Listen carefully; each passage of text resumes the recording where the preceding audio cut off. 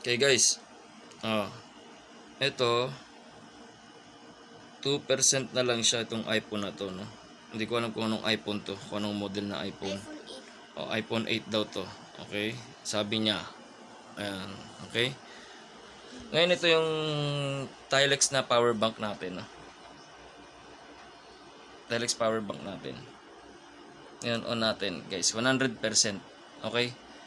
Ang titignan natin dito, guys, kung ilang matitira na percentage dito hanggang ma-full charge na itong iPhone 8 na to, tsaka yung oras.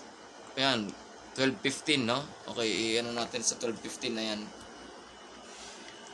Okay, saksak natin yan.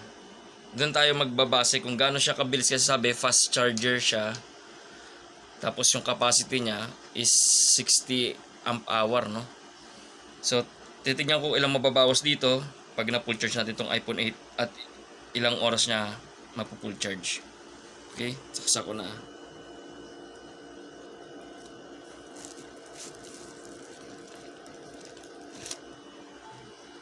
Okay guys. Ayan na, may kidlat na. Nag-charge na siya. 100%. 12:15. Okay? Balikan natin siya mamaya. Okay? Peace out.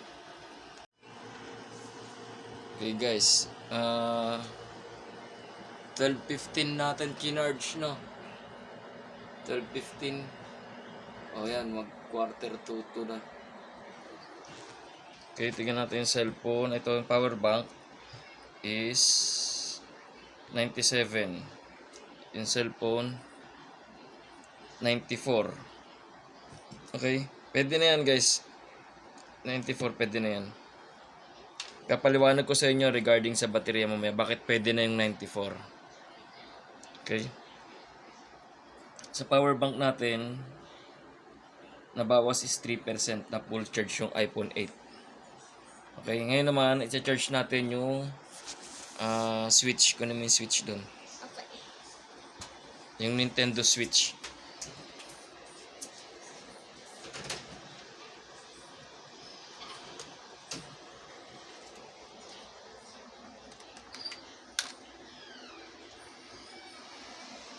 Nintendo Switch. Okay, wait, kukunin ko yung ano. Ito na, oh. Ito na, oh.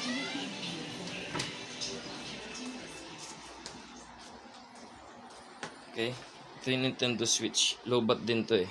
Tingnan natin kung ilan charge siya.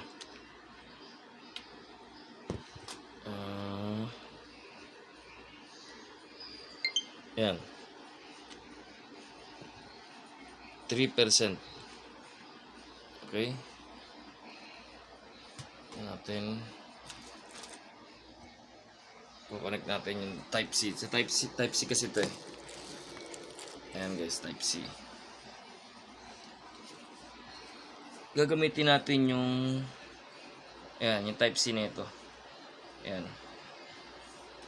Tingnan natin kung gaano kabilis siya mag-charge dito. Pwede rin naman dito sa USB, kaso hindi ko alam kung meron akong USB na Type-C na makapal-kapal eh.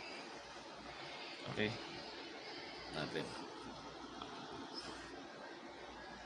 Ayan guys, sinaksa ko na eh. Hindi siya nagcha-charge. Okay. Hindi siya nagcha-charge dito. Tingnan natin sa isa. Natin. Okay, on natin. 97 pa rin. Hindi niya napapa-under to. Okay, sa kabilang Type-C. Yan. Nag-charge siya sa kabilang Type-C. Okay. Yan, 3% siya. Ang oras natin is yan 1:55. 1:50. Okay, tignan natin kung ilan mauubos dito sa ano. Yan guys, may indication naman siya na nagcha-charge yung green na kidlat. Okay, tingnan natin kung mapu-full charge na to. Tapos ilan yung mababawas dito sa power bank natin. Okay? Okay, balik tayo ulit. Peace out. Okay guys. 93% na yung remaining ng power bank natin. Magwa 1 hour na din yung sa PSP, sa switch natin yung ano niya. Okay, 46% na. Ngayon, dinagdagan ko pa ng isang load. Itong iPhone. Okay. Ano na siya 20% na lang to Yung 22% na. Okay. Tignan natin kung ilan yung matitira dito pag na full charge yung dalawa. Okay. Para masabi natin legit to. Kasi kung within 85% matira, 3 gadget, okay na. Kung magka-camping kayo for 3 days, shoot na tong power bank na to. Di ba? Antayin natin yung oras. Okay, yan ang time natin. Kung anong oras mapupuno. Okay. Guys, balik tayo. 82% ang power bank natin. Tapos yung switch is 93. Okay na yan sa 93. Okay na yan. Tapos yung iPhone is ano ba to? Yan, 95. Ayun, 95%. Okay? So 82% ang natira. Within anong oras ba yung kaganina? Parang mag quarter to 3 yata yun Quarter yata, parang ganun. So ibig sabihin, na-charge niya to switch, tapos na-charge niya tong iPhone, pati yung iPhone 8. Ito natira 82%. Okay, so legit nga siya.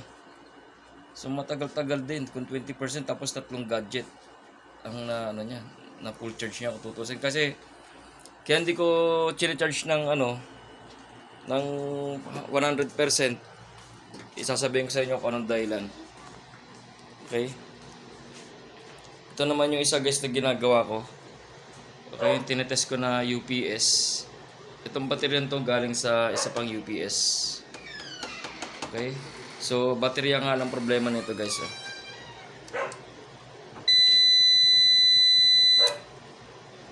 Okay? So, papalitan ko lang siya ng bagong baterya. Tetesting ko ito. Isang baterya niya, Intex. So, pwede na itong gamitin. Yan, naglo-load din siya. Tapos, testingin natin yung likod. Okay. Pakuha nga yung tester. Hindi yan, isa.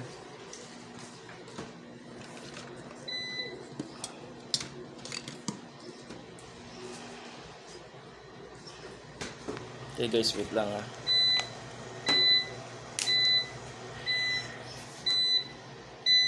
Yeah guys, kaya siya nagaganyan guys kasi low bat to.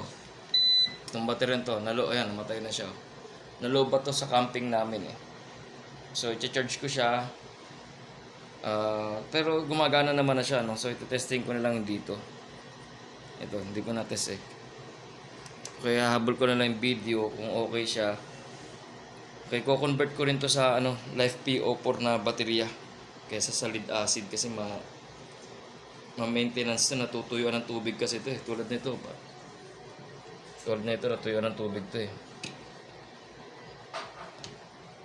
Ito guys Ayan. Natuyo ng tubig tingin ko Pero tatry natin i-regenerate yan. I-video din natin. Baka ito rin tuyo na rin to, hindi ko alam. Okay, sa separate video natin. Okay, so sa power bank natin, goods na goods siya sa akin. 3 gadget. Kumain lang siya ng 18%. Okay? Hanggang sa next video natin.